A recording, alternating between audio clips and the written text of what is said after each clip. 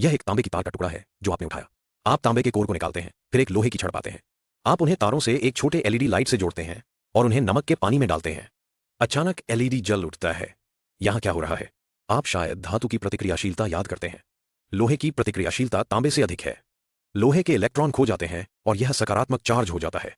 तांबा इलेक्ट्रॉन प्राप्त करता है। इलेक्ट्रिक करंट इलेक्ट्रॉन के आंदोलन की विपरीत दिशा में बहता है, इसलिए इलेक्ट्रॉन लोहे से तांबे की ओर बहते हैं। तांबे की ओर इलेक्ट्रॉन ऑक्सीजन और पानी के साथ प्रतिक्रिया करते हैं, हाइड्रोक्साइड आयन बनाते हैं। इस बीच लोहा लोहे के आयन बनाता है और समाधान में प्रवेश करता है। ये आयन हाइड्रोक्साइड आयनों के साथ प्रतिक्रिया करते हैं। इस प्रक्रिया के कारण इलेक्ट्रॉन लोहे से तांबे की ओर बहते रहते हैं, करंट उत्पन्न करते हैं। लेकिन कुछ मिनटों बाद लाइट बंद हो जाती है। आप तांबे की छड़ निकालते हैं, इसे पोंछते हैं और वापस डालते हैं। लाइट फिर से जल जाती है।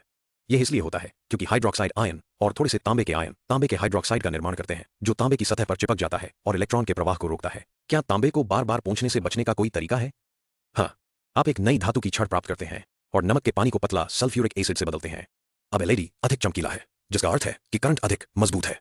इस बार तांबा अवरुद्ध नहीं होता है, क्योंकि इलेक्ट्रॉन एसिड में हाइड्रोजन आयनों के साथ मिलकर हाइड्रोजन गैस बनाते हैं, जो बाहर निकल जाती है।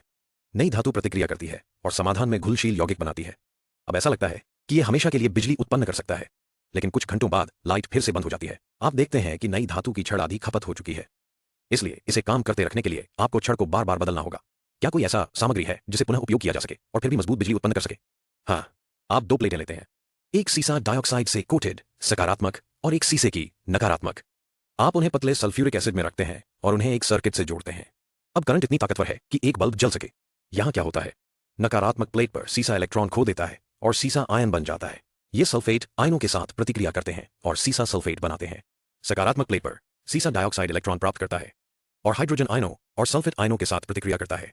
सीसा सल्फेट और पानी बनाता है। सल्फ्यूरिक एसिड की सांद्रता कम हो जाती है।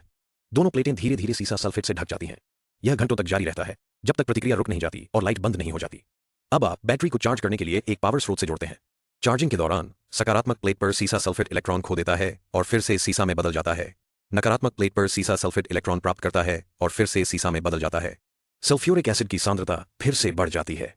दोनों प्लेटें अपनी मूल स्थिति में लौट आती हैं। बधाई हो, आपने सीसा एसिड बैटरी का आविष्कार किया है। यह रासायनिक ऊर्जा को विद्युत ऊर्जा में और वापस परिवर्तित कर सकता है, इसलिए इसे पुनः उपयोग किया जा सकता है।